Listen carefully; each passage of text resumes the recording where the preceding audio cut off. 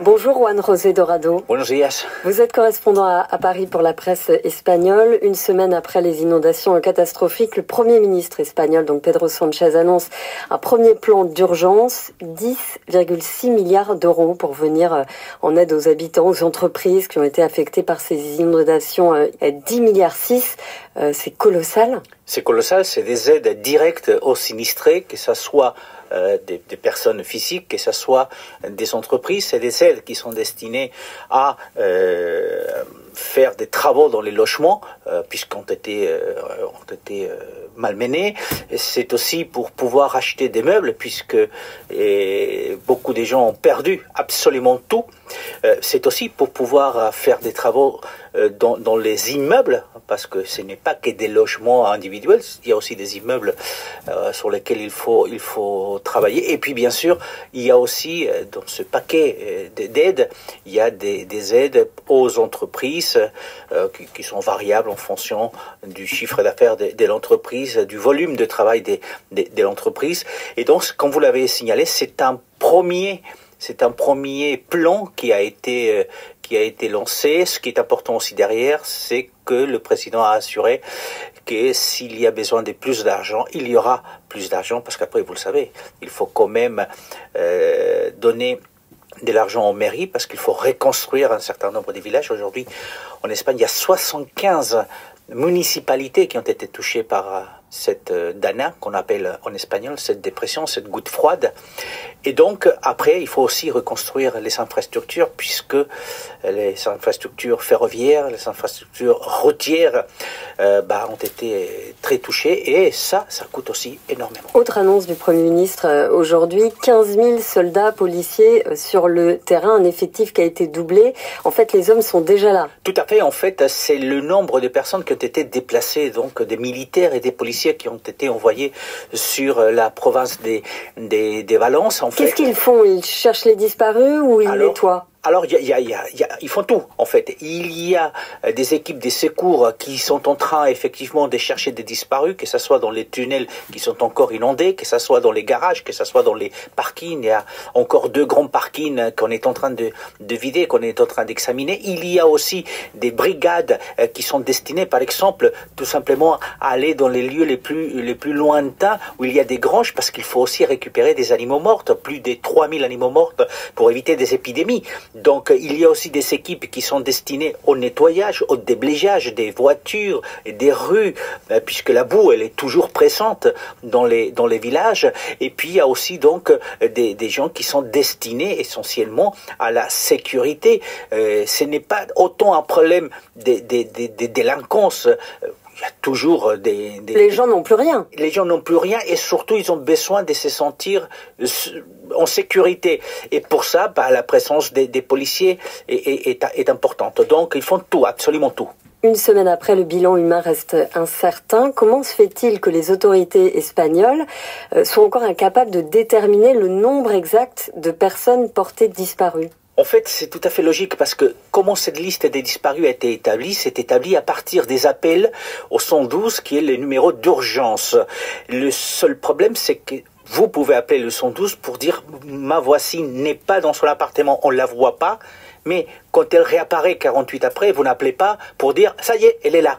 Et donc, en fait, cette liste, c'est pour ça qu'elle n'a pas été communiquée. On nous a donné d'abord un nom approximatif, autour des 2500 personnes dans cette liste. Le dernier chiffre parlait des 1900, mais on sait parfaitement que sur ces 1900 personnes qui figurent dans la liste, en fait, beaucoup sont réapparus parce qu'il y avait des problèmes de communication, il n'y avait plus de portables, il n'y a plus d'antennes mobiles parce qu'elles avaient été emportées par les eaux.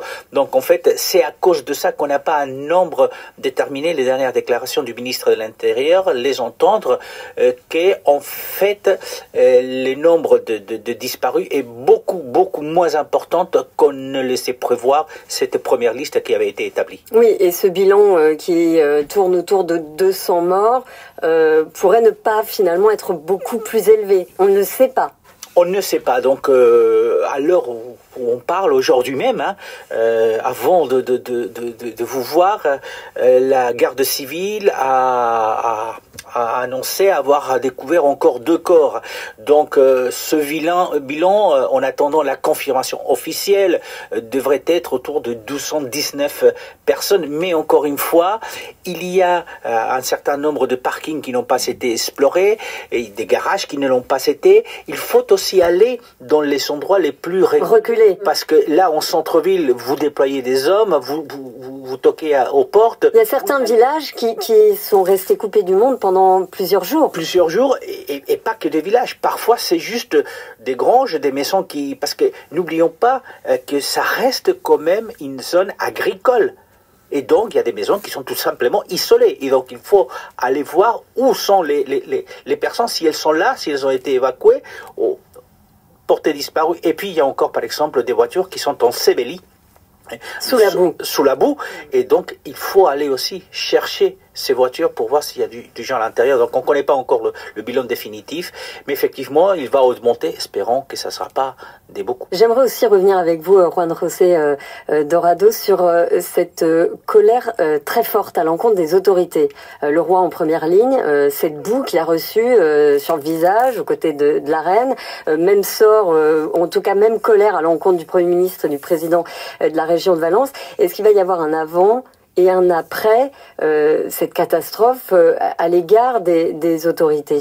Il va y avoir un avant et un après à l'égard des autorités. La première des choses, c'est que cette colère, elle était palpable. On la voyait venir. Elle s'est exprimée effectivement lors de la visite des autorités, puisqu'il y avait le roi, le Premier ministre, mais aussi le président de la région. Mais ce qu'il faut quand même remarquer, c'est que cette colère n'était pas autant destinée au roi qu'au Premier ministre et au président de la région. Parce que c'est eux qui déterminent le nombre de forces qui sont mobilisées. C'est eux qui ont mis du temps à réagir. Tout d'abord, le président de la région qui a la responsabilité de déclencher les alertes, qui a la responsabilité de commander tous les travaux et tous les ordres qui sont donnés à la protection civile. Et il n'a pas été à la hauteur. Et il n'a pas été à la hauteur. Il est force de constater une semaine après, effectivement, qu'il n'a pas été à la hauteur. Mais il y a aussi le rôle du président du gouvernement, parce que devant l'ampleur de la catastrophe qu'on connaissait déjà de mercredi soir. Donc pourquoi l'annonce, par exemple, de l'envoi des 5000 militaires et 5000 policiers qui a été fait par le président du gouvernement le samedi n'a pas été fait le jeudi. Donc, dans ce type de catastrophe, 3 jours, c'est un monde, ce sont des vies, ce sont des gens qui n'ont absolument rien. Ils n'ont pas des chaussures, ils n'ont pas des chaussettes, ils n'ont pas des vêtements. Ils n'ont rien mangé pendant plusieurs jours. Voilà, effectivement. Donc, la colère, elle a été... on l'a vu sur la figure du roi, qui est le seul qui est resté, puisque aussi bien les 2 présidents ont été évacués rapidement de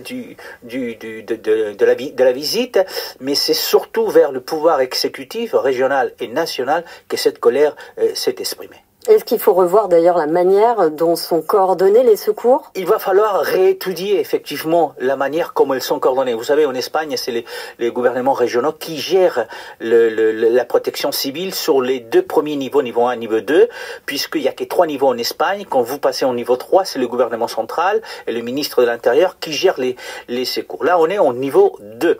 Donc, le gouvernement régional ne voulait pas perdre la main sur les secours, ce qui est logique parce qu'il est très près de la zone sinistrée, donc il connaît comment ça se passe, où sont les gens, etc. Le problème, c'est qu'ils n'ont pas été à l'auteur. Après, il va falloir effectivement voir si le système d'alerte a marché, ce qui est clair, puisque la première alerte a été donnée à 7h30 du matin de mardi.